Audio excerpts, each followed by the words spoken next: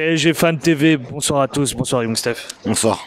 Alors, nouvelle désillusion ce soir, malheureusement. Match face au Bayern.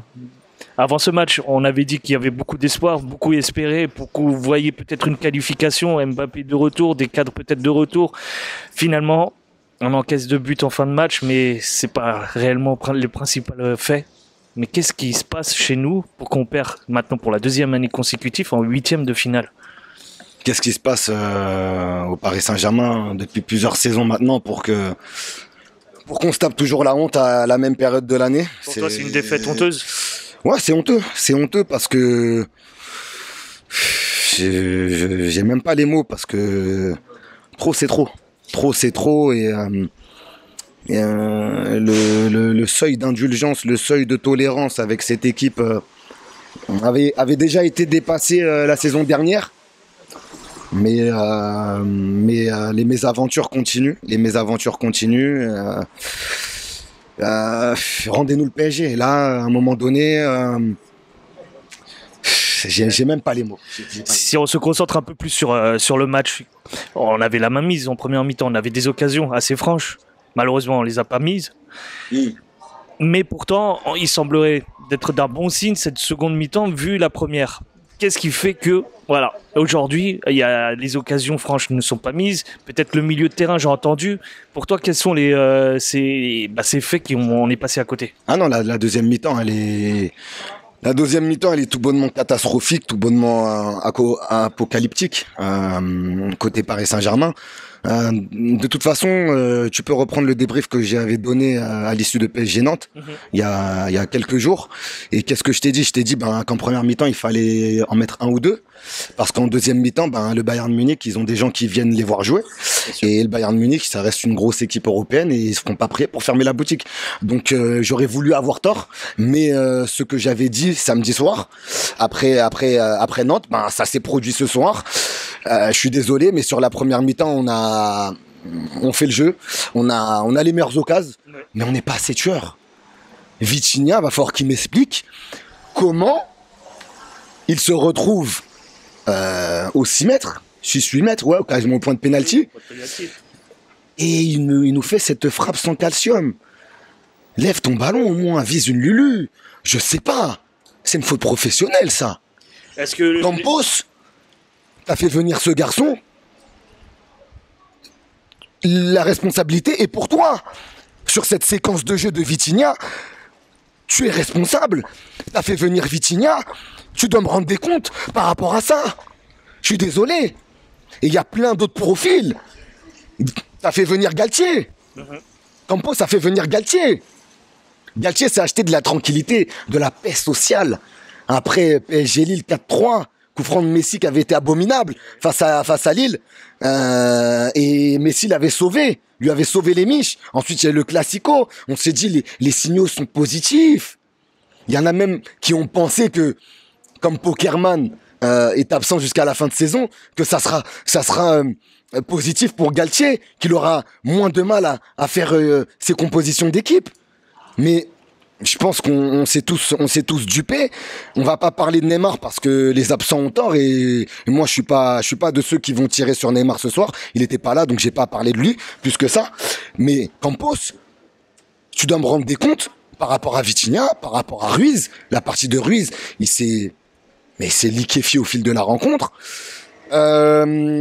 Galtier, là je reviens sur toi, frérot. Épargne-nous le dernier changement.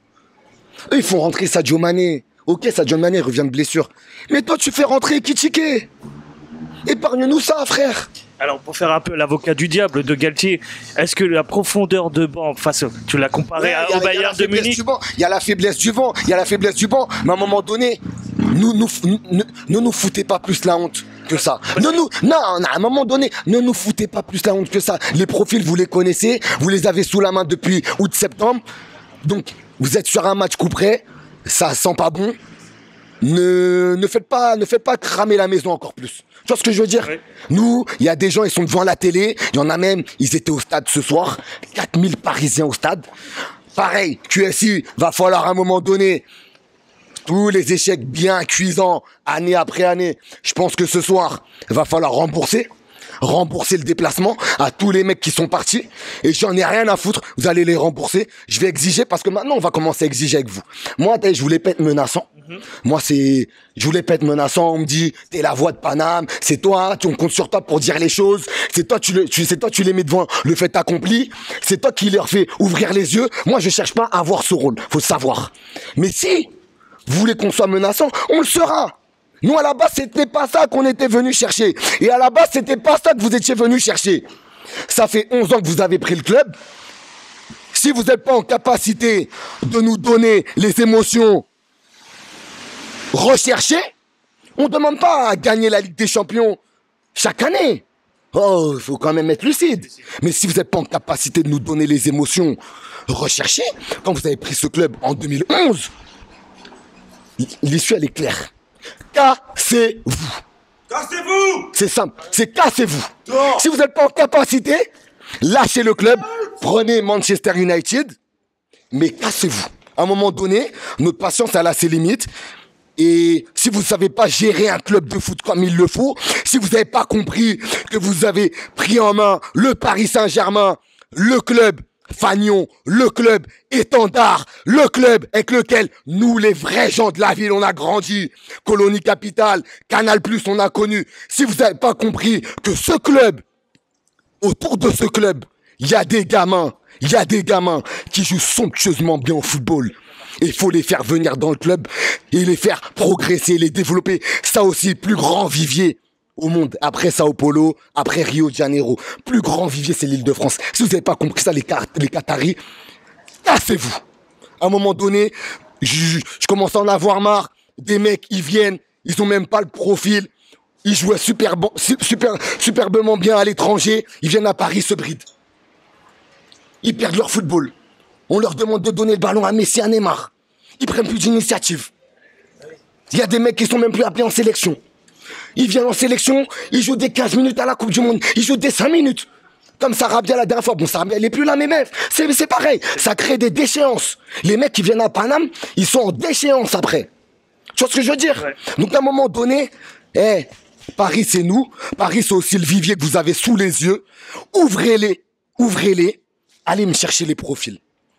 Il y a les profils, il y a ce qu'il faut. Randal Kolo Muani, vous avez pris Mbappé à l'époque. Depuis Mbappé, il n'y a personne de la région parisienne qui a signé à Paname, je crois. À part Nordi Mukele, je crois qu'il n'y a personne qui est venu. Donc arrêtez de nous prendre pour des cons. Il y a des mecs, même en Ligue 1, frérot, même en Ligue 1, les Seko Fofana, au lieu d'aller me prendre Renato Sanchez. Hein? Hygiène de vie dégueulasse, Renato, on le sait. C'était un pari qui a échoué. Renato, c'est lofté cet été, l'été prochain. Je veux rien savoir. Il peut même se reprendre là, hein. Sur les 3 derniers mois de la saison, j'en ai rien à foutre. Lofté. Tous les mecs qui vont revenir de près, je veux rien savoir. Lofté. Le loft, il va être bien craqué. Mais t'inquiète même pas, on va tous les virer. Et on va refaire une équipe avec des mecs qui vont jouer avec la grinta, avec le cœur, avec la passion. Parce que nous, on l'a, mais eux, ils l'ont pas. Et je commence sincèrement à en avoir marre de sortir chaque année à la même période. De me faire manquer de respect à la même période. Il y a un blason, le blason il est là. Même le blason, vous avez réussi à le changer, les Qataris. Bande de chiens que vous êtes. Le blason il est là. Et respectez-le. J'en ai rien à foutre. Et respectez-le, c'est tout. Alors, quand je t'écoute, j'ai l'impression que tout le monde doit partir du club. Est-ce qu'il y en a quand même quelques-uns qui doivent être épargnés? Onip. Ça fait déjà 2 ans, je demande une refonte. Comme dit le frérot d'AN, la lessive 90 degrés. Lessive 90 degrés. C'est simple. On exige des joueurs français et pas des vieux joueurs français, des vrais joueurs français. Le gratin, tous les mecs qui sont en équipe de France, tous les mecs sont confirmés. Les Hugo Ekitike, il est bien gentil, mais il n'a pas le niveau. Tous ces genres de profils-là, ça va 5 minutes. Des mecs comme Moussa Diaby, Christopher Nkunku, tous ces profils-là, pourquoi t'as pas développé Xavi Simons? Ce club-là fait n'importe quoi et s'attend à ce que le football le respecte. Mais moi, ça fait des années que je te dis qu'on respecte pas le football. Donc, à un moment donné, on est aussi face à nos erreurs, quelque part. Et il y en a un également là ce soir. Et après, je vais arrêter parce que là, j'ai craché un bon feu déjà. Mais il y en a un ce soir là, il me connaissait pas, il va me connaître. Parce que je commence sincèrement à en avoir marre. Marco Verratti, ça suffit. On va arrêter les frais, les histoires de petits Thibou, les histoires de petits centres de gravité. Hein, je récupère le ballon, je fais même des tacles qui servent à rien. Ça va 5 minutes.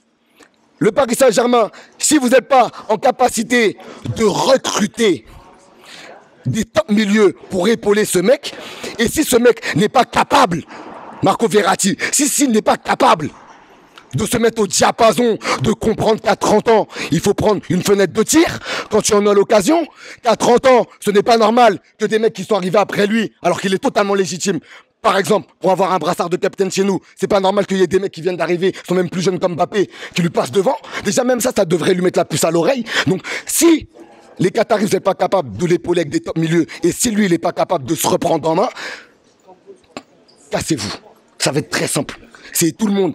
Là c'est QSI, là c'est Campos, c'est Galtier, c'est certains joueurs, certains profils qui commencent à sortir par le trou des yeux.